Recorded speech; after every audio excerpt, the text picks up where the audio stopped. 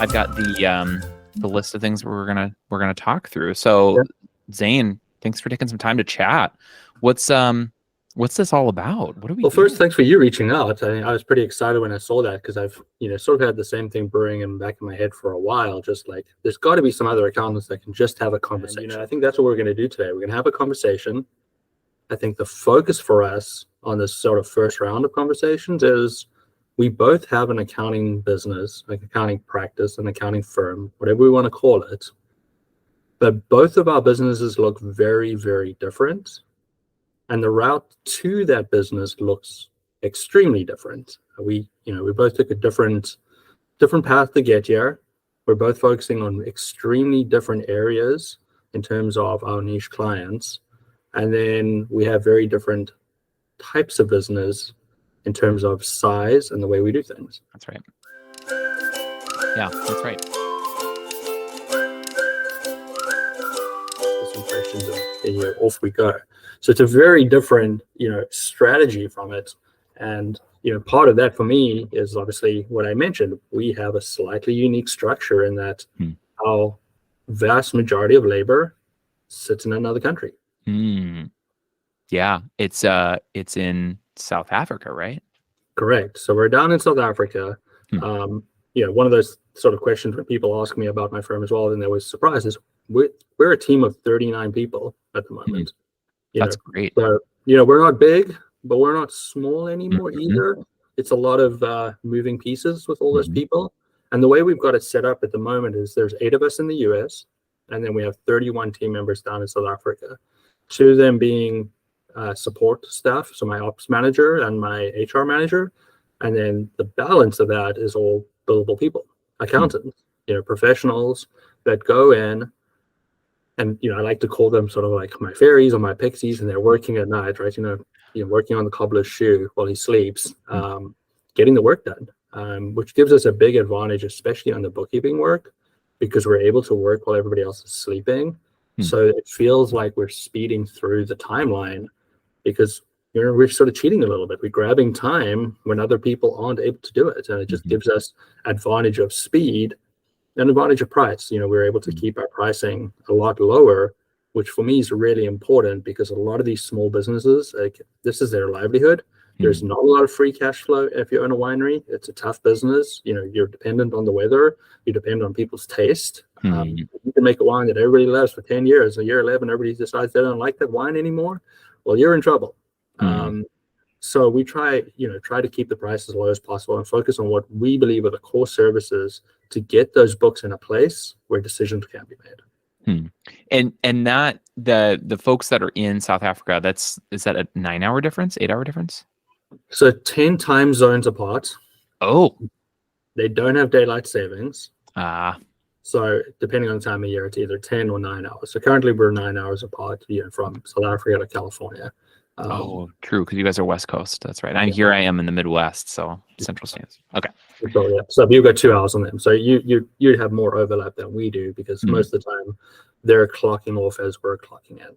I gotcha. Yeah, the topic of structure is another big one. There's the one aspect of the size of the business, right? You said 39 total people, but there's also like the how you structure it, which mine it's just me and a very part-time accountant right now, but for you, how you have it structured where the vast majority of the heads are sitting in South Africa, what you'd said that they're doing the bookkeeping, but like what are your folks here in the US doing?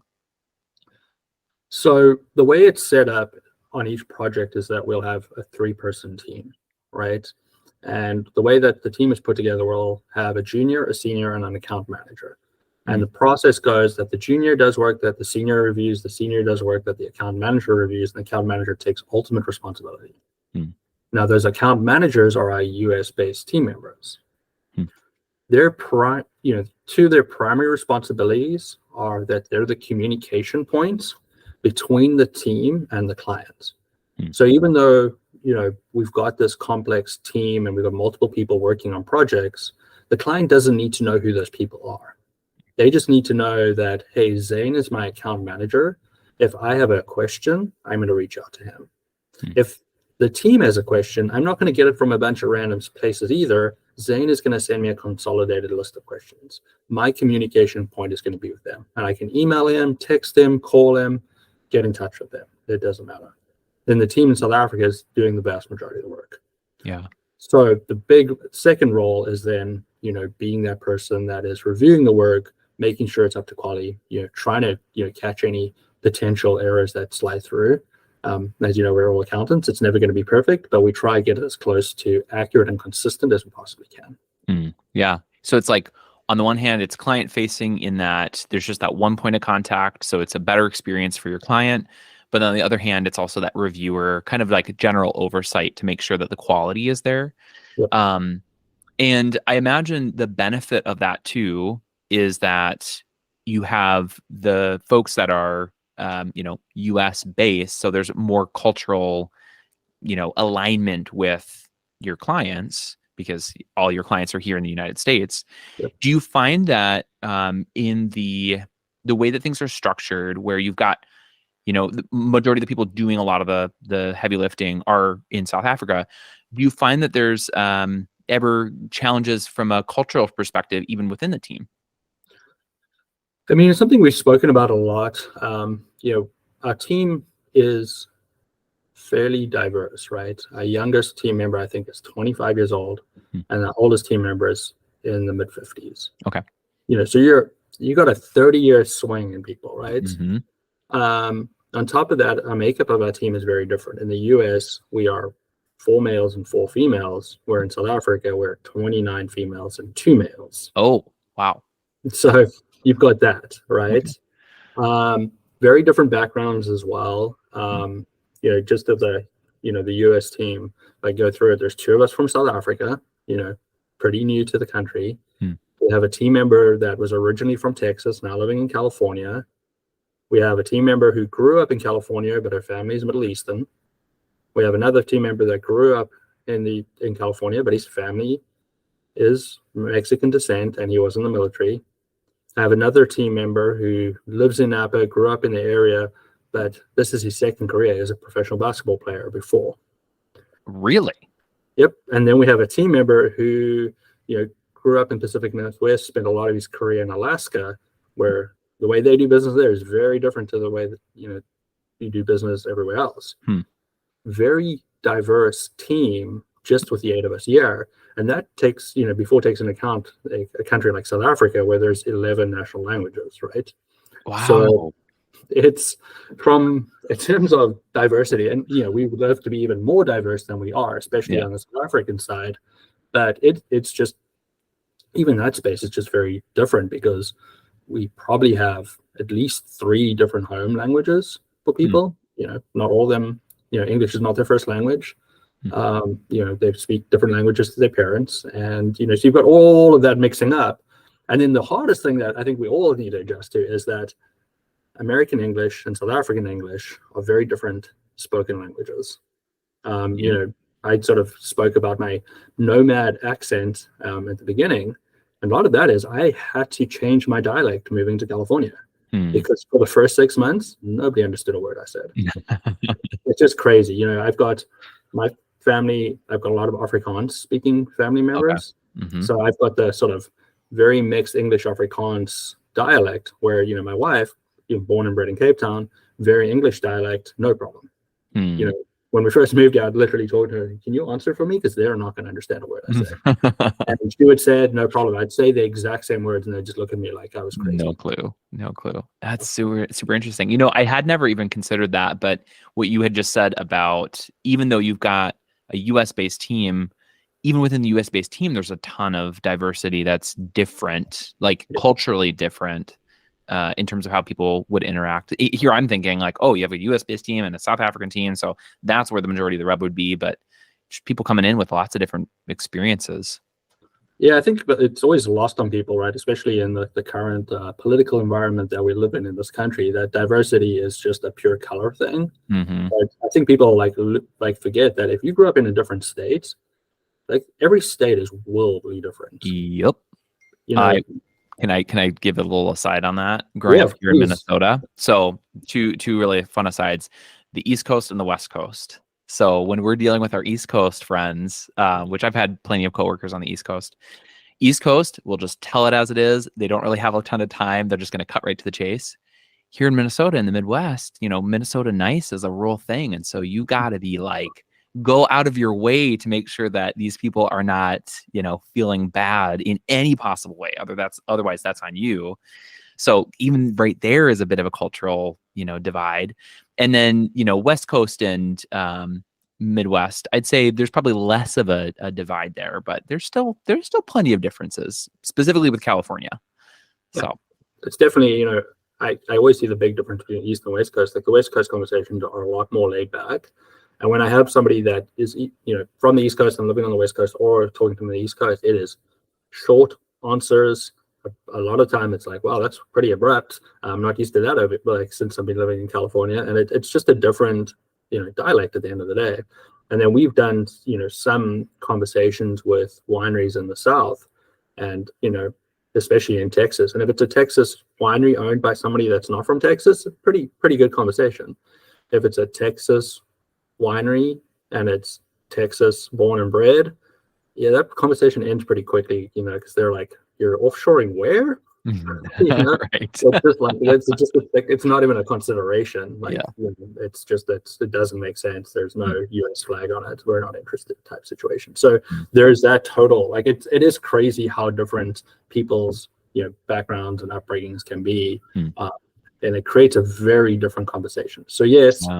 There is a cultural adjustment and communication adjustment that needs to happen between South Africa and the US, but I think it's just a bigger thing that people have to learn to communicate with people efficiently. And I just had this conversation with my team members, my account managers yesterday, in that, even though they're in a different country and we work on different timelines, you have to find opportunity to learn who those people are and what they respond to. Because you can have 10 people in front of you that have the exact same qualification and the same background. It doesn't mean they will respond to things the same way. There's people who want short, bullet pointed answers. There's people who want long stories. There's people who want either one of those, but they also want a phone call to go over it to make sure they understand what you're saying. And you need to understand what those people need to be able to best serve them on your team. And that's not even taking into account what your clients need and trying to understand what they learn. So it can be very interesting. And I think I've spoken about this, on LinkedIn before, that communication is something that is not taught enough to an accountant. There's always this perception that they just sit behind their computer, do their work and never talk to anybody. And I quickly found out, I'm super excited for that. I just get to work and I don't have to worry about interacting with people. Fantastic. And then realize, oh, shit. Accounting is like 9/10 of it is about communication, interactions, and being able to, win people over and get their trust so that you can actually do your job. Man, that is huge. And as you're saying these things, the thing that's clicking in my mind is I do see your posts where you talk about communication. Like you talk a lot about it. You talk a lot about empathy, kindness, communication. And in my mind, I'm like, oh, that's just because Zane is like a really nice guy. Like, of course he's going to write about this, but it hadn't registered in my head until just right now that this is just so integral to your success in running Protea Financial, because, as we talk about now, the differences between your firm and my firm structurally, you have, not only do you have a larger team, but you also have a lot more cultural differences on your team. And so how you create a centralized culture of empathy, kindness, communication, clarity, and all that, that's paramount. Otherwise, you're not going to have a business for very much longer. No, it is really important. We've got what we call the Protea House, and part of that is like the 2 pillars of success. And those 2 pillars of success are teamwork and communication. And, that's out of the whole sort of our value structure and the way we're going to operate. Those are 2 things that we speak about every single moment. It's like, remember that your actions will have an effect on somebody else. And make sure that you're working in a way that you would want others to do for you.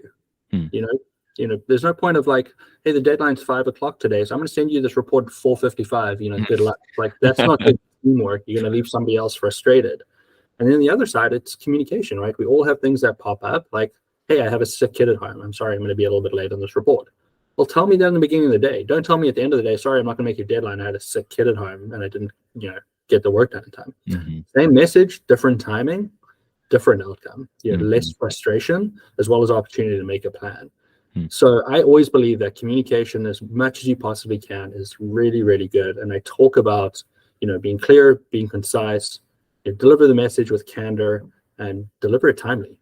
I love that. I love that. I love that. And, there are elements that definitely bleed over into what we're doing with Equip. But again, it's just a much smaller scale. So our structure is, I'm here full time, and then I have an accountant. She's phenomenal. I'll just give a shout out, Allie. So thankful for you. But yeah, she works probably call it between 10 and 15 hours a week, and it's just the two of us tag teaming at this point. And so like for us, we do monthly retrospectives. We're always talking about like, what did we learn last month? What could we do differently, or what could we improve? And then in there, I do my best to try to give very specific, tangible examples, because you and I both know, especially coming out of public accounting, that one of the best things we got early on in our career was tangible, specific, concrete feedback. So that we can go back and learn how to do it differently or learn how to do it better. So that's a big thing about what we're doing. And I think it's easier for us to have that, more real-time conversation over Slack because it's just the two of us. What has that looked like for you now that you've grown to the size that you have? What was it before, and where are you at right now, communication-wise? So we have, we've got some rules basically around communication, depending on where you are and what you need to get done. So it has to become a little bit more structured, right? So generally speaking, one-on-ones are voice calls. And I encourage a lot of my team members to go outside and walk while we talk. Get some fresh air, get some movement in. If it's a team call, which is basically more than two people, you should get on a video, see each other's reactions, right? Because you can easily get on a call with three people and you're explaining something. One person's just constantly saying yes, but if you can't see that other person's face, starting to stress out, they don't know what's going on, and you can quickly assume that, hey, no response is a good response, where it's probably no response is a terrible response. So we encourage video calls from that standpoint. The South African team will use WhatsApp a fair amount to sort of communicate with each other. We'll also direct message over Skype with account managers if they want to get something quickly, like, hey, I need an access code. But our number one tool, and that's been really successful, and we implemented it about 5 years ago, is when we moved over to Carbon practice management software. So that's been a huge tool. As you can imagine, we have 160 clients, right? There's a lot of tasks that need to be done, especially because we're doing daily, weekly, monthly, quarterly, annual work for them. We're part of the whole integrated system. So it allows us from workflow flow to allow us to become standardized, and that can be brought in onto projects on a monthly basis. But then, tagging emails to timelines so that everybody has access to it, as well as their chat functionality where we can bring people in onto conversations, even if they're not on the email, and ask questions and keep a history of the discussion that's related to those questions, has made life really, really much easier, I guess is the best way to put it, because it centralizes everything. It makes it, there's better clarity. People can see what's going on in the project.